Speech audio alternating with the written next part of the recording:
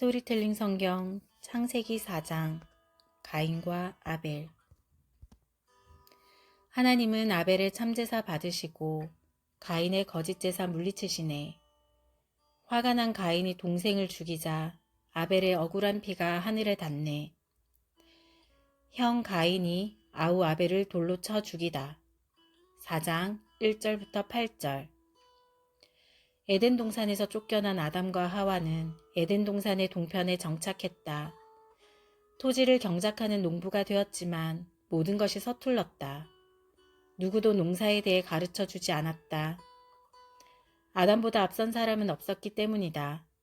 아담은 스스로 배워야 했다. 씨를 뿌리고 가꾸고 거두는 법은 물론 비를 피할 거처도 스스로 마련하지 않으면 안 되었다. 모든 것이 힘들었다. 동물과도 옛날처럼 친하게 지내지 못했다. 에덴 동산 밖으로 나온 짐승들은 성질이 포악해진 것 같았다. 아담 부부는 짐승들로부터 목숨의 위협을 느끼는 경우도 있었다. 그럴수록 에덴 동산이 마냥 그리워졌다. 세월이 흘렀다. 짐승들은 계속 짝짓기를 했고 숫자가 점점 늘어났다. 아담 부부도 임신했다. 과연 하나님의 저주대로 하와는 엄청난 출산의 고통을 겪었다. 아이가 세상 밖으로 나오려고 할 때 하와는 배가 찢어지는 고통으로 비명을 질렀다. 그런 하와를 바라보며 아담은 어쩔 줄 모르고 새파랗게 질렸다. 하와가 거의 초죽음이 되었을 때에야 응아 응아 하는 울음소리와 함께 아기가 태어났다. 하와는 처음에는 핏덩이를 보고 어쩔 줄을 몰랐지만 계속 울어대자 아이에게 젖을 물렸다. 아이가 젖을 빨며 조용해지자 신기했다. 귀여운 생각이 들었다. 아이 예뻐라. 어쩜 우리를 꼭 닮았어요. 그러게 말이오. 허허허. 아담 부부는 첫 아기를 가인이라 이름 지었다. 가인이 걸음마를 할 무렵 아담 부부는 두 번째 아이를 낳았다. 이번에도 아들이었다. 하와는 또다시 엄청난 출산의 고통을 겪은 끝에야 아기를 낳을 수 있었다. 아담과 하와 부부는 에덴 동산에서 하나님이 하와에게 하신 말씀이 떠올랐다. 너는 자녀를 낳을 때 엄청난 출산의 고통을 겪게 되리라. 아담 부부는 출산 고통을 통해 자신들이 저지른 불순종을 기억하고 하나님께 죄사함을 구하는 기도를 드렸다. 둘째 아이의 이름은 아벨이라 지었다. 다른 아이들도 태어났다. 여러 아이들이 태어나서 자랐지만 가인과 아벨만큼은 남달랐다. 두 아이는 특별한 아이들이었다. 하나님의 구원 역사를 보여주기 위해 특별히 선택된 아이들이기 때문이다. 가인과 아벨은 무럭무럭 자라났다. 형 가인은 논밭을 일구는 농부가 되었고 동생 아벨은 양을 치는 목자가 되었다. 하나님께 제사를 드리는 날이 왔다. 에덴 동산에서 쫓겨난 이후 하나님과 멀어진 아담과 하와의 집안에서는 언제부터인가 하나님께 제물을 바치는 제사를 지내왔다. 제사를 드리는 시간은 하나님께 죄에 대한 용서를 빌고 하나님을 만나려는 아름다운 행위였다. 농사를 짓는 가인은 집안의 전통에 따라 제사를 지내긴 했지만 왜 제사를 드려야 하는지 의문을 품고 있었다. 도대체 왜 제물을 바쳐야 한단 말인가? 씨를 뿌려서 수확을 할 수 있는 것은 내가 땀을 흘리며 애써 수고한 결과물이 아닌가? 하나님께서 해주신 것이 뭐가 있다고 하나님께 애써 거둔 수확물을 바친단 말인가? 그래도 가인은 제사를 거를 마음까지는 들지 않았다. 제물을 준비하면서 가인은 짜증이 났다. 그래서 밭에서 듬성듬성 거둔 곡물로 대충 제사를 드렸다. 하나님 제사 올립니다. 농사가 더 잘되게 해주시고 비도 많이 내려주세요. 힘들어 죽겠어요. 가인은 불평불만을 일삼았다. 하나님께 대한 경외심이라고는 찾아볼 수 없는 제사였다. 아버지의 강요에 떠밀려 드리는 제사이기에 속이 편할 수가 없다. 그러니 건성이다. 반면 아우 아벨은 형 가인과는 달라도 너무 달랐다. 그는 양떼가 푸른 풀밭 위를 뛰어다니는 모습을 보고는 자기도 모르게 하나님께 감사하는 마음이 들곤 했다. 제사를 드리는 날이 되자 아벨은 흠없고 토실토실하게 살이 오른 첫 새끼를 잡아 정성껏 제사를 드렸다. 하나님 저에게 복을 주시니 감사합니다. 저를 항상 돌봐주시고 올바른 길로 인도해 주소서. 이제 짐승의 피를 흘려 속죄 제사를 드리오니 저의 죄를 씻으시고 용서해 주소서. 아벨의 제사는 믿음의 제사였다. 아버지에게서 듣고 배운 그대로 제사를 드렸다. 하나님은 아벨이 바친 제물을 기쁘게 받으셨다. 아벨은 공기 중에서 보이지 않는 거룩한 기운을 느끼고 더욱더 감사하는 마음이 뿌듯하게 차올랐다. 하지만 하나님은 가인의 제사는 받으시지 않았다. 그런 제사를 받을 리가 없지 않은가? 가인은 하나님께 제사를 올리면서도 어떠한 감흥도 느끼지 못하고 있었다. 오히려 어디에선가 찬 기운이 내려와서 주변을 감돌고 있었다. 가인은 하나님께서 자신의 제사를 받으시지 않는다는 것을 알고는 자신의 무성의한 제사를 반성하기는커녕 도리어 화를 내며 불평을 터뜨렸다. 더구나 눈치를 보니 아우아벨은 뭐가 그리 좋은지 입가에 미소가 떠올라 있었다. 그렇다면 하나님은 자신의 제물은 받으시지 않고 아우아벨의 제물은 받아주셨단 말인가? 가인은 아벨에 대하여 시기심이 활활 불타올랐다. 성난 감정을 주체하지 못해 가인의 얼굴빛은 불그락 푸르락 했다. 가인아, 어찌하여 얼굴빛이 그렇게 달라졌느냐? 보다 못해 하나님이 가인을 나무라셨다. 그러고는 잘 알아듣게 타이르셨다. 가인아, 네가 올바로 행했더라면 내가 왜 너의 제사를 받아들이지 않았겠느냐? 이제라도 마음을 고쳐먹고 올바로 행하여라. 그렇지 않으면 죄가 네 마음 문 앞에 또리를 틀고 있다가 순식간에 너를 덮칠 것이다. 죄가 매사에 너를 지배하게 될 것이다. 그러면 너는 어찌 되겠느냐?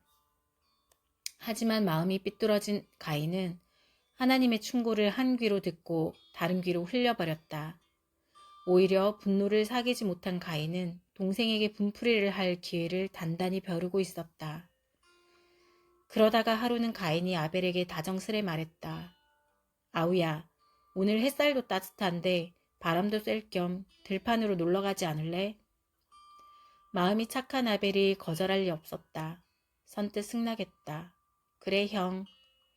형제는 집을 떠나 한적한 들판으로 나갔다. 하늘은 맑고 들판엔 산들바람이 불어왔다. 사방을 둘러보아도 둘 외에는 아무도 없었다.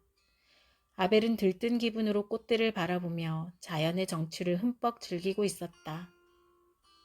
그때 가인은 묵직한 돌덩이를 살며시 집어들고는 아벨의 뒤로 다가갔다. 그리고는 지체 없이 아벨의 머리를 향해 사정을 볼 것도 없이 힘껏 내리쳤다. 아벨의 입에서 외마디 비명이 터져 나왔다. 난데없는 비명 소리가 들판에 크고 짧게 울려 퍼졌다. 고꾸라진 아벨의 머리에서 피가 솟구쳤고 그 피는 땅을 붉게 적셨다. 순식간의 일이었다. 들판은 아무 일도 없었던 듯 금방 고요해졌다. 가인은 근처 냇가에서 손을 씻고 태연하게 집으로 돌아갔다.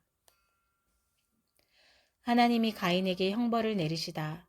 4장 9절부터 16절. 이제 아벨은 세상에서 사라지고 없었다. 가인은 아벨만 없어지면 모든 것이 다 해결될 줄 알았었다. 그런데 아니었다. 평소와 다름없이 먹고 자고 입고 일상생활을 계속했지만 왠지 한 구석이 비어있는 것 같았다. 소화도 잘 되지 않았다. 속이 쓰리기 시작했다. 하지만 시간이 지나면 모든 것이 다 해결되리라. 가인은 속으로 그렇게 다짐했다. 그날도 다른 때와 다름없이 들에 나가 일을 하고 있는데 느닷없이 하나님의 음성이 들려왔다. 가인아, 가인아, 네 아우 아벨은 어디 있느냐? 가인은 가슴이 덜컥 내려앉았다. 그렇다. 하나님이 그 일을 어떻게 모를 수 있겠는가? 하나님은 사실 모르고 묻는 게 아니었다. 이제라도 잘못을 깨닫고 자백할, 회개할 기회를 주시고 싶으신 것이다. 그러나 가인은 어떻게든지 도망치고 싶었다. 어떻게든지 진실을 대면하고 싶지 않았다. 글쎄요. 아벨이 어디에서 무얼 하는지 제가 어찌 알겠습니까? 부모님께 물어보세요. 저는 아우를 지키는 보호자가 아니란 말입니다. 아우의 시중이나 들어준 형이 아니란 말입니다. 나는 너무 바빠요. 가인은 퉁명스러운 목소리로 대답했다. 어떻게든지 하나님 앞을 빨리 떠나야 한다. 오직 그 생각뿐이었다. 하지만 하나님의 음성이 가인의 마음에 달라붙었다. 가인아, 내 귀에 살려달라는 아벨의 비명소리가 들린다. 네 아우의 피가 땅에 스며들어서 내게 울부짖고 있다. 네가 어쩌자고 그런 악한 짓을 저질렀단 말이냐. 가인은 움찔했다. 가인이 저지른 죄는 인류 최초의 살인죄, 그것도 같은 핏줄을 죽이는 근친살인죄이다. 가인은 그제서야 고개를 푹 떨구고는 자기의 죄를 인정했다. 가인에게 하나님의 준엄한 형벌이 내려졌다. 가인은 들어라. 네가 흘리게 한 네 아우의 피를 땅이 그 입을 벌려 너 대신 받아 마셨다. 그러니 너는 영원토록 땅의 저주를 받을 것이다. 이제부터 네가 아무리 땀을 흘려 땅을 갈아도 땅은 너에게 더 이상 좋은 것들을 내주지 않을 것이다. 또한 너는 정처 없이 땅 위를 떠도는 방랑자 신세가 될 것이다. 가인은 자기도 모르게 비명을 질렀다. 아, 하나님, 제게 내리신 형벌이 너무나 무겁습니다. 저는 도저히 감당할 길이 없습니다. 가인은 은근히 반항심이 일어났다. 그래서 머리를 꼿꼿이 치켜 세우며 대들듯이 말했다. 그래도 까짓것 좋아요. 제가 정처 없이 세상을 떠돌아다니면 만나는 사람마다 저를 죽이려 들 것입니다. 그러니 차라리 저를 죽이세요. 제가 어디로 가서 어떻게 살라는 말씀입니까?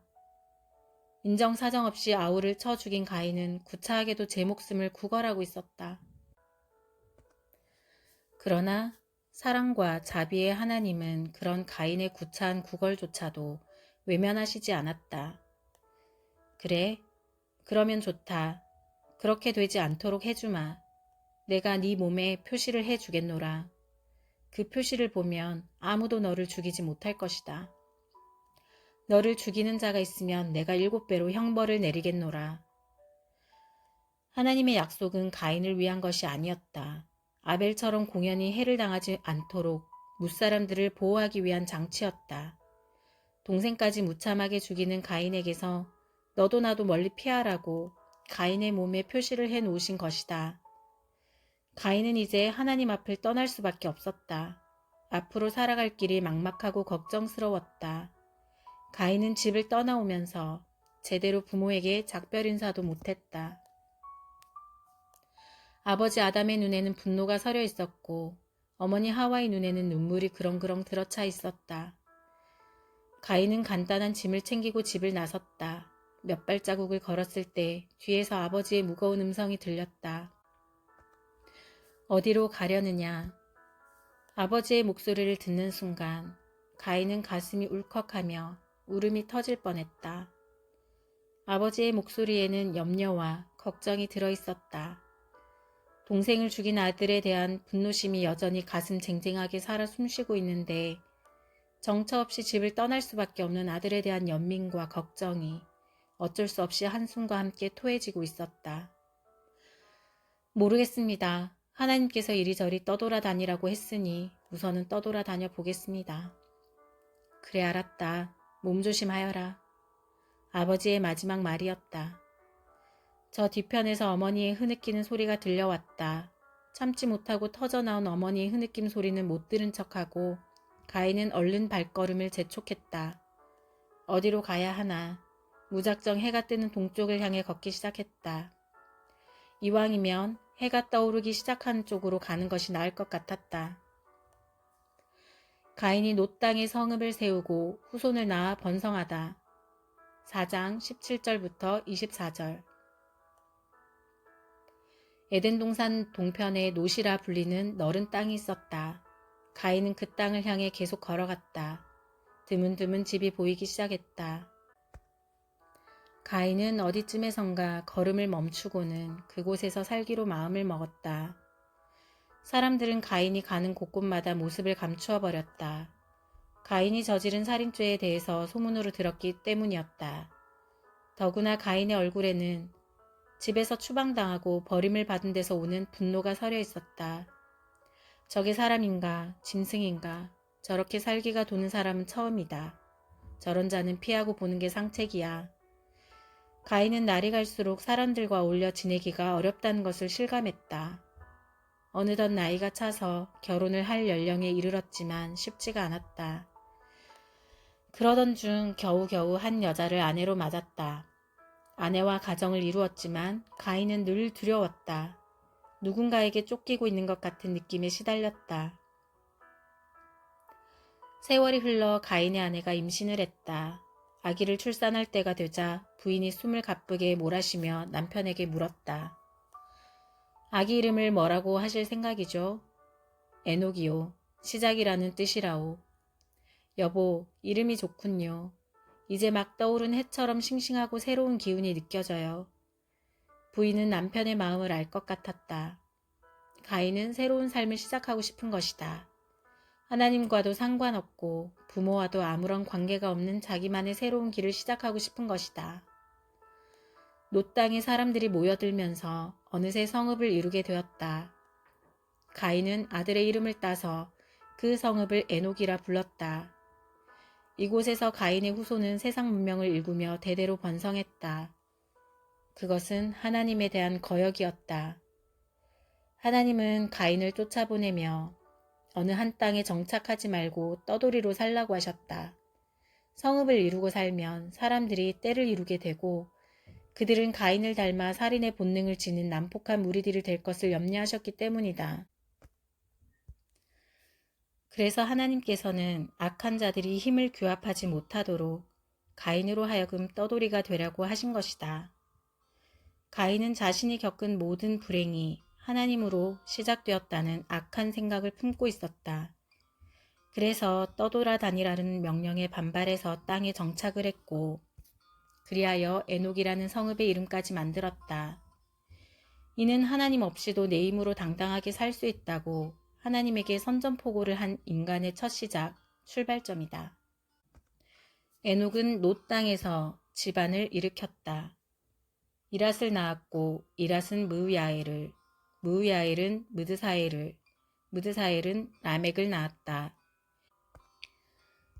에녹의 살인적 충동의 본능을 가장 강하게 이어받은 후손이 아담의 7대 손이며 가인의 6대 손 라멕이다. 라멕은 일찍이 에덴 동산에서 하나님에 의해 제정된 일부일처의 혼인 제도를 어기고 2명의 아내를 얻었다. 그가 취한 두 아내의 이름은 아다와 실라였다. 아다는 라멕과의 사이에서 야발과 유발을 낳았다. 야발은 가축치는 사람들의 도상이 되었다. 그의 아우 유발은 수금과 퉁소를 연주하는 사람들의 조상이 되었다.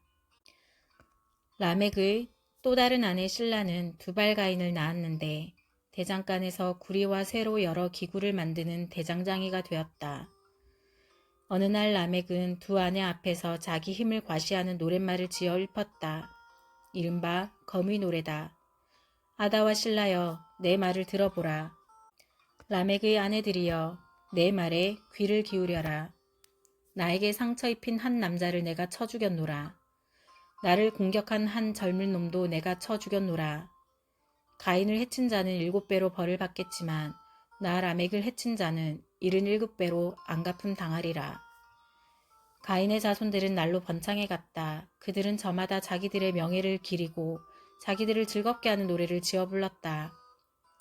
하나님의 영광을 위해 지음받은 인간이 그 반대의 길을 걷고 있는 것이다. 하나님 중심이 아니라 자신의 영광을 위하는 사람 중심의 삶, 곧 인본주의의 삶을 살아간 이들의 첫 시작이 바로 가인이다. 아담의 또 다른 아들 셋, 그리고 셋의 아들 에노스, 4장 25절 26절. 아담과 하와는 가인과 아벨의 끔찍한 사건을 겪은 이후 가슴에 못이 박힌 듯한 삶을 살고 있었다. 죽은 아들이나 떠나간 아들이나 모두 불쌍하고 그리웠다. 돌이킬 수 없는 과거의 긴 그림자 속에서 한과 그리움을 안고 살고 있었다. 하나님은 그런 아담과 하와를 불쌍히 여기셨다. 그래서 또 다른 아들을 주셨다. 여러 자식들을 낳았지만 셋은 특별한 아이였다. 셋을 낳은 뒤 하와가 아담에게 말했다. 여보, 하나님이 죽은 아벨 대신 내게 또 다른 아이를 주셨어요. 그리하여 하나님의 특별한 축복을 받은 셋이 태어났고 장성하여 아들을 낳고 그 이름 에노스라 불렀다. 에노스는 히브리어로 하나님께 말을 걸다 라는 뜻이다. 이때부터 사람들은 비로소 제단을 쌓고 기도와 찬양을 통해 하나님께 말을 걸기 시작했다. 에노스 시대부터 본격적인 예배가 드려졌다. 하나님은 자신을 떠나간 가인의 후손을 통해서가 아니라 자신에게 예배드리는 셋의 후손을 통해 일찍이 에덴 동산에서 말씀하신 여인의 후손, 곧 메시아 예수를 이 땅에 탄생시키는 계획을 구체적으로 계보화하기 시작하셨다. 사람 중심의 영악한 계보에 대응할 하나님 중심의 거룩한 계보가 싹이 트고 있는 것이다.